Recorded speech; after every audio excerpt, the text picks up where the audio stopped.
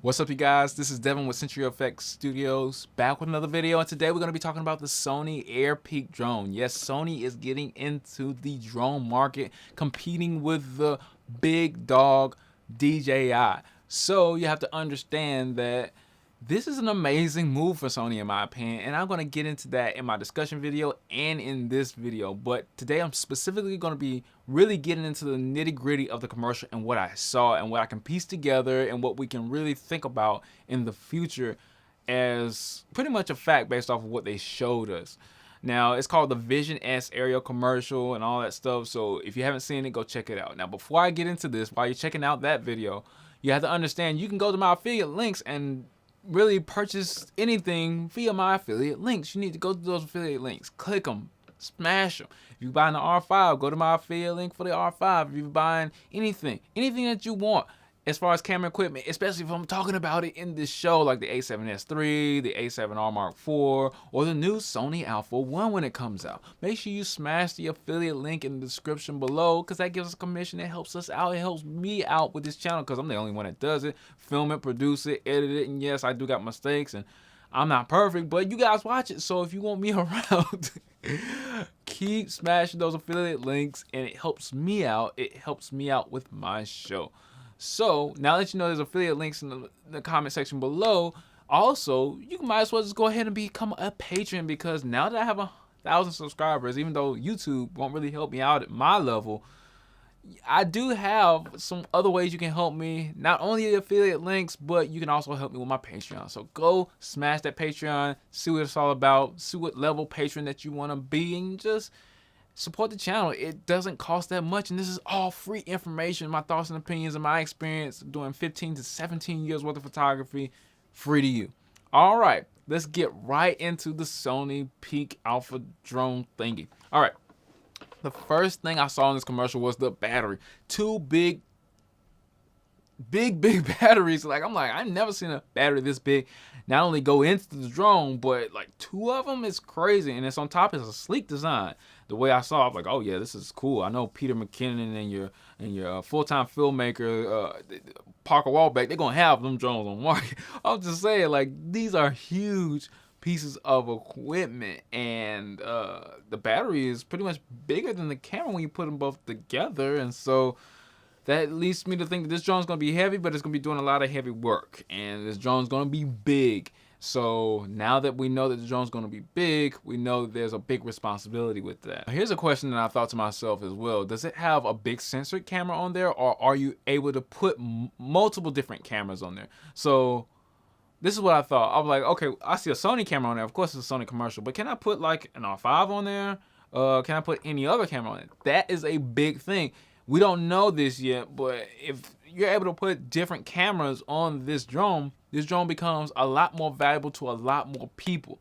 Now, Sony's going to have to weigh whether or not this is a proprietary thing only to Sony, or is everybody going to have their own stake in it. I can put an R5 on there, I can put a Fujifilm on there, I can do this, that, and that, because the sales then go from not just Sony cameras, but it also contributes to the sale of other cameras, because you can put whatever other camera you want to on there. So if I have an R5, I can just throw it on a Sony drone and call it a day.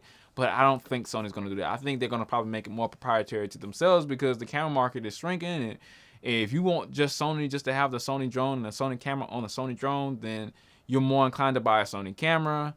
You got a whole bunch of different outlets you can work this drone into, mainly for Sony, and that is good for Sony. Based off of what I saw, this drone is huge. It looks like it's almost like 3 feet tall. Like it's crazy. I've never seen a drone this big, and that becomes an issue in and of itself, because if you have a big camera, you need a big drone to help balance that camera, just because of the physics. You can't have a small drone and have a huge camera. It just won't balance like that. I'm pretty sure anybody who knows a gimbal knows that gimbals are rated for a certain amount of weight, and if you don't have the weight limitation or the weight maximum, then you're not going to be able to balance that drone out the way you need to. It's going to end up damaging the motors. Same thing with a drone. Like, you're not going to be able to use that drone just like a gimbal if you don't have the right 3-axis balance on there. So this is a big drone, so there's going to be a lot of different things going on with this thing. It looks like the way this is designed, you will not get the propellers in the shot, which is amazing. Because even Call of Duty has drones on their video game that shows a screen with propellers in the shot. You don't want propellers in your drone shot. That's the last thing you want. So you end up having to crop it if you have a very, very wide lens. So that's a good thing on Sony's end. It does not look like the drone propellers are getting into the shot unless they're cropping it in post and not telling us in the commercial. So that's one thing. It has 4 blades. It has 2 kickstands. So that's really, really cool because the kickstands looks like they go up and down, which also is another thing that stays out of the shot since they move.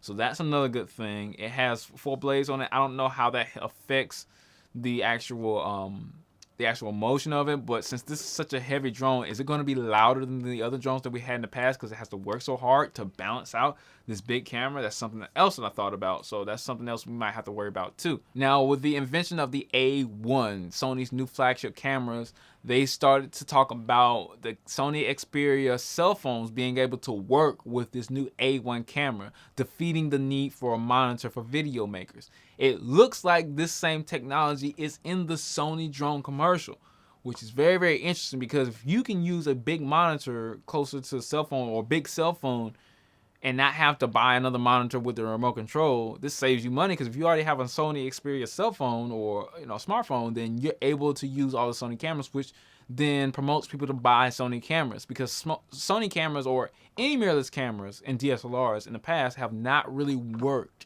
well with smartphones and smartphone technology. So this probably means you're going to be able to easily get your new drone footage to Instagram. And that is a big thing, or new drone footage to Facebook or whatever social media medium that you're going to be using. But Instagram just seems to be the most popular for video well, of course YouTube, but YouTube didn't start off as an app, it started off as a website. But you see what I'm talking about here. Like, this is big possibilities if you're able to get stuff straight to your cell phone, because then your cell phone can spit it straight to whatever app that you wanted to, or it might just go straight to an app from you operating the drone, which is great. All right, so here's another thing that seems awesome about the Sony drone is that it's fast. They promoted this drone with like a fast car. So it leads you to believe that this Sony drone is not just a drone that you can fly, but it's fast. So that means that anybody that might have thought that having a full-size mirrorless camera on this drone would slow it down is wrong, and that they can now go maybe even faster than your regular drone speed. I don't know if that even matters because a lot of people want smoother footage, but considering that you have sensor stabilization, if you go faster than a regular DJI drone, then that might open up a whole new world for action videographers and cinematographers. So that's interesting. All right, so the case design for the actual camera, from what I could see, looks a lot like the DJI Ronin M. And the Ronin M is a very, very accomplished drone. Even though it's hard to move around and people don't really want to use it because we have smaller alternatives now with less stabilization, I give it that. But it's such an amazing drone design. I'm surprised that Sony has like a really similar design, because the Ronin M seems like it can hold a lot of weight. And the design is really straightforward, and it's easier to balance, in my opinion, a Ronin M than it is Mosa Air or one of those handheld 3-axis gimbals, even for the DJI gimbals. So that's something to think about as well. And also, the last thing that I think, it looks like a simple design. Whereas other drones got all these lights and all this other stuff. It's big, but bigger means you can see a lot more. You can see it like it's there. Like, it's not like something that you're going to have to look for, the farther it gets away. It's a little bit easier to look at. Now, probably if you get super far away, you're going to have to look for it. But nevertheless, this seems like a simple design, simple features. It simply puts the camera on there. I don't know if I can put a different camera on there, R5, other than the A7S or R1 or whatever Canon's next new camera will be. But it's going to be very interesting to see, especially with the video capabilities, because Sony just came out with 8K. 8K is going to look amazing on a drone. I promise you. It gives 8K a lot more reason to be around. Like, there's no reason why Sony shouldn't do this, in my opinion, because they now have 8K with the Alpha 1, the new flagship camera. I'm Devin with CenturyFX Studios. Tell me what you think about this new Sony drone thing. You think it's stupid for Sony to get into the drone market, considering that cameras don't sell that much, and it would make sense to just leave it to DJI, but hey, what do you think? Affiliate links below, Patreon below. Click on all that stuff. Support the channel, and stay tuned for the next video.